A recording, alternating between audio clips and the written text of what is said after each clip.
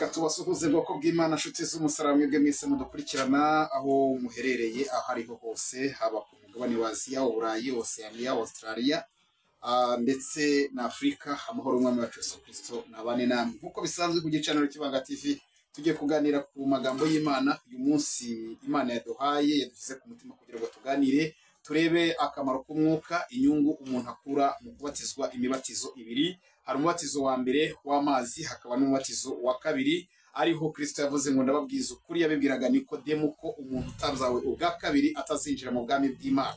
Tugiye guhera rero mu gitabo cy'ibyakozwe n'intumwa, ni igice cyawo cya mbere, turahera ku murongo waho wa 3, noneho tumanuke tugere kuri 11 twumve icyo atubwira. Turi buze gusimbuka tugende no mu gitabo cy'Itangiriro, nabwo turi burebe icyo Imana itubwira. Reka dusome mu izina rya Yesu Kristo. Amaze kubabazwa ababonekera ari muzima, atanga ibimenyetso byinshi, agumya kubabonekera mu minsi 40 avuga iby'ubwami bw'Imana. Nuko abateraniriza hamwe, abategeka kutava i Yerusalemu, ati ahubwo murindire ibyo data yabasezeranije, ibyo nababwiye, kuko Yohana yababatirishaga amazi, ariko mwebweho mu minsi mike muzabatirishwa umwuka wera. Imana ishimwe cyane. Turagira ngo mu by'ukuri nk'uko bisanzwe tubabwire yuko umubatizo w'amazi ni mwiza, ariko ntabwo ufite imbaraga nk'umubatizo w'umwuka wera. Kuko iki gihe Yesu Kristo yabivugaga abibwira abigishwa, arababwira ngo ndababwiza ukuri yuko mu gihe cya Yohana yababatirishaga amazi, ariko mu gihe kizaza muzabatizwa n'umwuka wera. Imana ishimwe cyane. Urebe neza, ukurikirane iyi video uyirangize, umenye umubatizo wabatijwemo, kuko ushobora kuba uzi ko wabatijwe n'amazi ndetse ukongera ukabatizwa n'umwuka wera, ariko ugasanga umubatizo ufite ari uw'amazi gusa, kandi umuntu ufite umubatizo w'amazi gusa nta kintu umumarira. 6 havuze ngo nuko amaze guterana baramubaza bati, mbese mwami, iki nicyo gihe wenda kugaruriramo ubwami bwa Isirayeli? Dusubiremo. Nuko bamaze guterana baramubaza bati, mbese mwami, iki nicyo gihe wenda kugarurira ubwami bwa Isirayeli? Arabasubiza ati, si ibyanyu kumenya iby'iminsi cyangwa ibihe data yagennye, ni ubutware bwe bwonyine. Icyakora muzahabwa imbaraga umwuka wera nabamanukira. Haleluya. Ngo icyakora muzahabwa imbaraga umwuka wera nabamanukira, kandi muzaba abagabo bo kumamya i Yerusalemu n'i Yudaya hose, n'i Samariya, no kugeza ku mpera y'isi. Amaze kuvuga atyo, azamurwa bakimureba, igicu kiramubakingiriza. 10 bakiraramye batumbira mu ijuru, akigenda babona abagabo 2 barababonekera bahagaze iruhande rwabo, bambaye imyenda yera. Baramubaza bati, yemwe bagabo, barababaza bati, yemwe bagabo b'i Galilaya, niki gitumye muhagaze mureba mu ijuru? Yesu arababwira, Yesu ubakuwemo akazamurwa mu ijuru, azaza atyo nk'uko mumubonye ajya mu ijuru. Imana ishimwe cyane. Mu by'ukuri ni ukuvuga ngo iyi Imana iri guteganiriza abantu ejo hazaza, irabateguza. Kandi ahangaha abantu bari batangiye bibaza, kubera amagambo Yesu Kristo yari ari kubabwira, akababwira ngo mbese ko uri umeze nk'uturaga, utubwira yuko mwuka wera natumanukira tuzakora iby'ubutwari, utubwira yuko umuntu wese wabatijwe n'umwuka wera ari uzaba ukomeye. Mbese icyo gihe nibwo ubwami bw'Imana buzaba buje bwa Isirayeli? Ariko Yesu arabwira ngo si mwe bo kumenya ibihe, ntabwo ari mwebwe bo kumenya iminsi. Haleluya. Icyo nzi neza cyo nuko mwuka wera nabamanukira azabakoresha iby'imbaraga, azabakoresha iby'ubutwari, ngo ntabwo ari mwebwe bo kumenya iby'iminsi. Imana ishimwe cyane. Uyu munsi rero ku gicaniro cy'Ibanga twateguye amagambo ababaza ngo mu mibatizo wabatijwe umubatizo ugufitiye umumaro ni uwuhe? Niba warabatijwe imibatizo yose uko ari ibiri, mbese niki bihindura ku buzima bwawe? Niba warabatijwe iyi mibatizo uko ari ibiri, niki bigabanya ku burwayi bwawe? Niba warabatijwe iyi mibatizo uko ari ibiri, niki bimariye umuryango wawe? Niba iyi mibatizo uko ari ibiri uyifite, niki bimariye urugo rwawe? Iyi mibatizo uko ari ibiri niba uyifite, niki bimariye famiye yawe? Haleluya! Niba warabatijwe iyi mibatizo, ugumane natwe kugira ngo Uwiteka azakugeze mu bwami bwo mu ijuru. Reka tubone umumaro rero wo kubatizwa iyi mibatizo yose, noneho twumve icyo Uwiteka atubwira. Twe twababwiye mu itangiriro, ariko twibeshye ni mu kuva ibice byaho ni ibice, ndumva ari ibice bitatu. Yego, ni mu kuva ibice 4 duhere ku murongo waho wa mbere. Tugiye kubona umumaro w'umuntu wabatijwe iyi mibatizo uko ari ibiri. Titre yatubwiye ngo Imana yigisha Mose gukora ibitangaza. Mose arasubiza ati, ariko ntibazanyemera, ntibazanyumvira, kuko bazambwira bati Uwiteka ntiyakubonekeye. Kabiri, Uwiteka aramusubiza ati, icyo ufite mu ntoki ni igiki? Nashaka nabampagarariye ahangaha. Iyo wabatijwe iyi mibatizo uko ari ibiri, hari ikintu kigaragara yuko ufite. Iyo uri kugenda, ugenda ufite imbaraga. Iyo ugenda ukomeye. Iyo ugenda ushize amanga. Iyo usengana imbaraga. Ntabwo uterwa n'ibyo ari byo byose ngo bigutsinde. Bishobora kugukomeretsa ariko ntibyakugusha. Bishobora kugukomeretsa ariko ntibyakwica.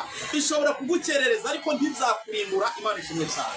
Mose rero Imana iri kumwigisha gukora ibitangaza, kuko yarafite uyu mwuka, cyangwa se yarabyawe ubwa kabiri, cyangwa se yarabatijwe iyi mibatizo uko ari ibiri, yabashije kumva umubatizo Imana yamuhaye. Aravuga ngo noneho reka nemere Imana kumva, kwemera gukora ibitangaza.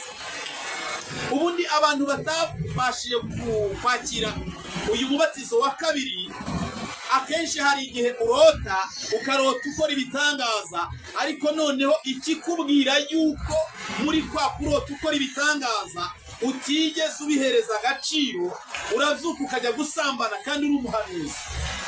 Bivuze ngo ntabwo Imana iri kukwigisha gukora ibitangaza, ariko kubera yuko wowe nta bushake ubifitemo. Ubundi tuzi ko gukizwa bihabwa n'Imana, ariko nanone gukiranuka nawe ubigiramo uruhare. Imana iraguhamagara nawe ukitaba. Iyi Imana ihamagaye Mose ikamwigisha gukora ibitangaza, yaremeye. Ese wowe iyi Imana iri kukwigisha gukora ibitangaza uremera? Urarota ugendera hejuru y'inyanja, bagacu ukajya gusambana, kandi inyanja ni ibyaha. Haleluya! Inyanja ni intambara zitandukanye. Urarota ubona urimo urigisha abantu, urimo uraroba, warangiza ejo ukajya kunywa inzoga. Ntabwo uri kwemera. Haleluya! Niyo mpamvu ntabwo Imana yagukoresha ibitangaza kandi udashaka kubikora. Noneho tugeze ku murongo wa 3, aramubwira ati, yijugunye hasi. Ayijugunye hasi, ihinduka inzoka. Mose arayihunga. Uwiteka aramubwira ati, rambura ukuboko uyifate umurizo.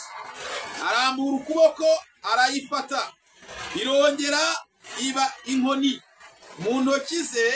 Uwiteka ati, nukugira ngo bemere yuko Uwiteka Imana ya basekuruza, Imana ya Abrahamu, Imana ya Isaka, Imana ya Yakobo yakubonekeye. Imana ishimwe cyane. Ibi nibyo bimenyetso bigaragariza abantu yuko uri umukozi w'Imana. Iteka iyo nta kimenyetso, nta byangombwa ufite by'ubukristo, ibyangombwa ntabwo ari bya bindi uhabwa n'itorero. Itorero rishobora kuriguhereza kuko uri umunyamafaranga, kandi uri umusambanyi, uri umusinzi, uri igisambo, uri umurozi. Tujya tubibona abantu barogana babana mu idini.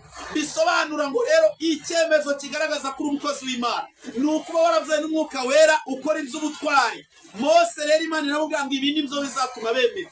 Nibatemezwa n'icya mbere, bazemezwa n'igitangaza cya kabiri. Imana ishimwe cyane. Icyama nawe uyu munsi wa none ukaba ufite igitangaza kirenze kimwe, Imana ishobora kugukoresha kugira ngo abantu bamenye ko ari Imana yagize gute, Imana yagutumye. Imana ishimwe cyane.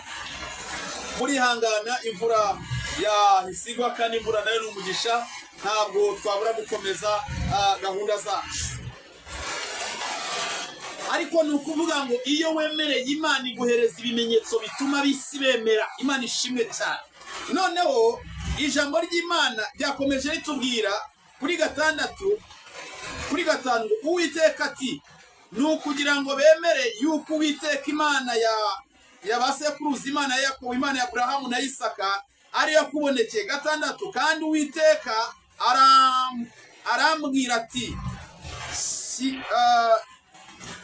yishyira ikiganza mu gituza, yishyira ikiganza mu gituza, agikuyemo kiza cyuzuyeho ibibembe kera nka shereri, agisubiza mu gituza, agikuyemo kiza gihwanye n'undi mubiri wose. Uwiteka ati kandi nibatakwemerera ngo bemezwe n'ikimenyetso cya mbere, bazemezwa n'icya kabiri. Kandi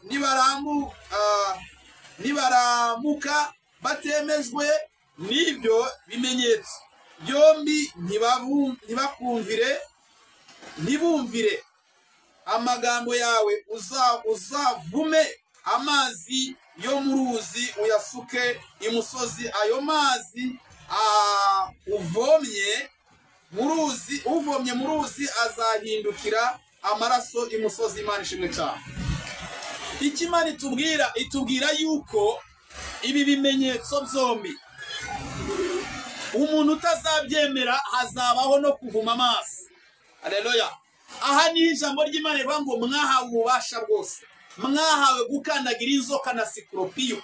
Mbese ni ikihe kimenyetso ufite abantu bashobora kukureberaho? Ni izihe mbaraga abantu bashobora kukureberaho zitari za zindi zingurano, zitari za zindi zimpapirano? Kuko ufite izingurano nawe yera imbuto mbi muri karitsiye. Ufite imbuto z'ingurano ntabwo yitwara bya gikristo, ariko Kristo yaravuze ngo Mwuka Wera nabamanukira ngo muzagenda mu mpamye i Yuda, i Samariya ndetse n'ahandi. None Mose arahagurukijwe atumye kwa Farawo, ariko mbere yuko atumwa abanza kwigishwa. Haleluya. Kubera ko yari yaremeye kugira gute?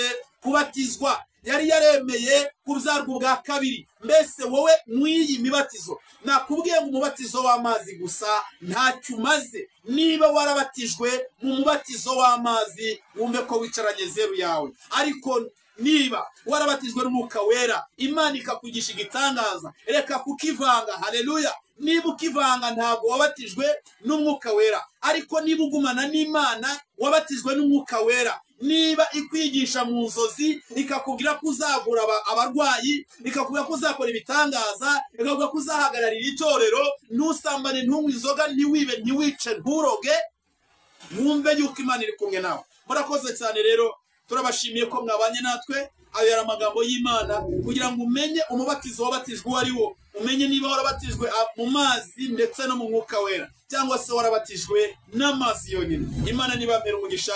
Ndabashimiye ko mwabanye natwe. Imana ikomeze kubana namwe. Murakoze cyane.